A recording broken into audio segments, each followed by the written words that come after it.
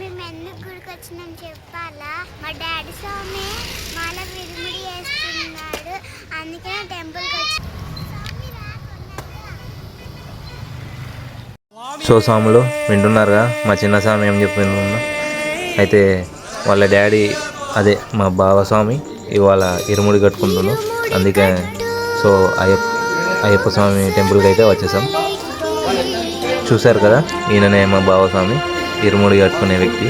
ఈరోజు అయితే పైకి వెళ్ళగానే ఆ అయ్యప్ప స్వామి దర్శనం అయితే చేసుకున్నాను. మా బావస్వామి అండ్ ఈ వ్యక్తి మా కుటీరంలో ఉండే స్వామి. అయితే ముగ్గురం కలిసి గురుస్వామి దగ్గరికి అయితే వెళ్ళాం. అయ్యప్ప గుడిలో ఉండే గురుస్వామి దగ్గరికి. ఆ గురుస్వామి ఇక ఆ ఇరుముడి ఇట్లా తీసుకొని ఇక స్టార్ట్ అయితే చేసిండు ఇక ఇరుముడి కట్టడం. నార్మల్గా మమ్మల్ని కూడా మీరు కట్టుకోవట్లేదా అని అడిగింది. కానీ మేము 12కి వెళ్తున్నామని చెప్పేసరికి ఓకే జ్యోతికి వెళ్తున్నారా అంటే యా మేము శబరికి వెళ్తున్నాం జ్యోతికి అని ఆ గురుస్వామితో చెప్పాం. తర్వాత శరణాలు చెప్పమన్నారు.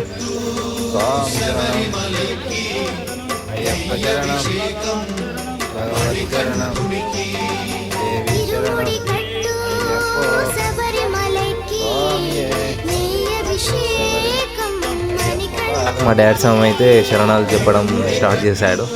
ఇక గురువు గారు ఇక ఇరుముడి కట్టడంలో కొద్దిగా బిజీగా ఉన్నాను.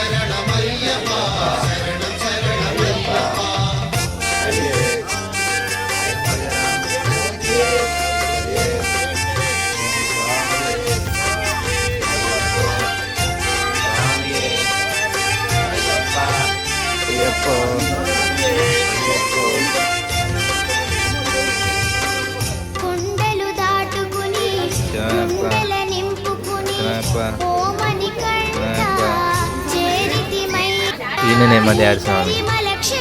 ఇరుముడి కట్టడం అయితే దక్షిణ సమర్పించి గుడి చుట్టూ ఒక 3 రౌండ్లు తిరిగి రమ్మని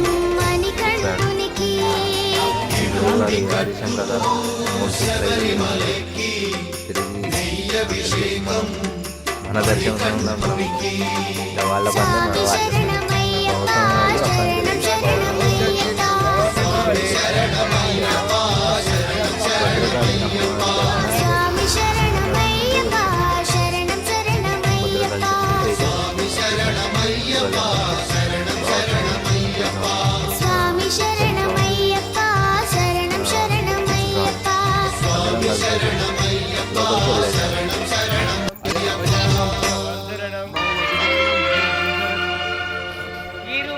గణపయ్య దర్శనానికి అయితే ఇప్పుడు వచ్చేసాం. దర్శనం చేసుకొని అక్కడ కొబ్బరికాయలు కొట్టేటి ఉంటే మా బావస్వామి ఇట్లా ఆగి కొట్టాను. అయితే లోపలికి అయితే విఐపి దర్శనం అయితే తీసుకెళ్ళాను స్వాములను. అమ్మవారి దర్శనానికి ఎవరు ఎక్కువ మంది లేకపోయేసరికి తొందరనే దర్శనం అయితే చేసుకున్నాం. చూశారు కదా అమ్మవారు ఎంత ప్రకాశిస్తుందో. ఇక రిటర్న్ వచ్చేసాం. ఇక పడి మెట్లయితే ఎక్కుతున్నారు మా బావస్వామి అండ్ అంకుల్ స్వామి చూస్తున్నారు కదా. 18 అంబడి.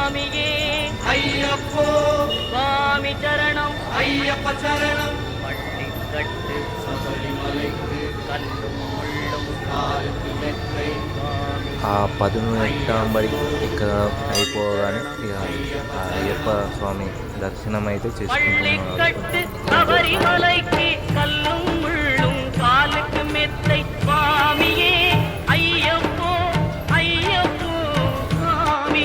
గురుస్వామి ఇక ఇరుముడి తీసుకొని దాంట్లో ఉన్న బియ్యం, నెయ్యి, కొబ్బరికాయ ఇట్లా తీస్తున్నారు. అవి అవ్వగానే ఎవరి కొబ్బరికాయ వారికే ఇచ్చి కొట్టి రమ్మని అక్కడ దేవుని దగ్గర అభిషేకం చేయిస్తారు. అందుకు అయిపోతుంది ఈ 41 రోజు ఆ మండల దీక్ష ఇక్కడితోటి సమాప్తం.